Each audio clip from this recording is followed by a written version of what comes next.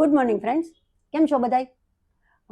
8 March international women's day, મહિલાઓના ગૌરવનો દિવસ, મહિલાઓને સન્માન આપવાનો દિવસ. ત્યારે એની સાથે કોઈ એવી તરછોડાઈથી વાત કરે, યા તો ઘણી વખત એવું થાય કે જ્યારે એને કોઈના સપોર્ટની જરૂર છે ઘરમાં કે પરિવારમાં કે બહારથી ક્યાંયથી ને ત્યારે એને જ્યારે સપોર્ટ નથી મળતો ને ત્યારે એને બહુ દુઃખ થાય છે કે મહિલા દિવસની જે ઉજવણીમાં મહિલાઓનું સન્માન કરે છે તો શું આ એક જ દિવસ જમવાનું બનાવ્યું તો આજે રોજ એકદમ સરસ બનતું હોય પણ એ રોજ એ ન કહેવામાં આવે કે આજે બહુ મતલબ તું રોજ સરસ બનાવે છે અને એક દિવસ અગર જમવામાં કઈ ખૂટ્યું તો એ તરત જ કહેશે કે આજે આમાં આ ઓછું છે. કહે છે કે નારી તું નારાયણી, તો એ નારાયણી જ્યારે કામ કરે છે ત્યારે બધા હાથથી, બે હાથથી નહીં, 4 હાથ 6 હાથ એની પાસે હોય છે કે એ બધું કરી શકે.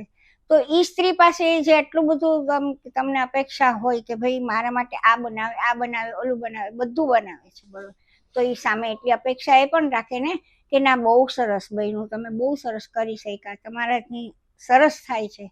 તો આજે સ્ત્રી માટે ડેઈલી સન્માન હોવું જોઈએ. સ્ત્રી વગર જ ઘરે અધૂરું છે. બે શબ્દ પ્રેમથી બોલવામાં આવશે તો પણ એના માટે સન્માન જ છે. પછી એ નાનો માણસ હોય કે મોટો માણસ, પરંતુ કોઈ વ્યક્તિને સન્માન કરવું જરૂરી નથી, પરંતુ પ્રેમથી બોલવું પણ જરૂરી. એક દિવસ પણ અત્યારના જમાનામાં યાદ કરે છે એ એક મોટી વસ્તુ કહેવાય કે સન્માન આપે તો છે, પહેલા તો એ નથી મળતી.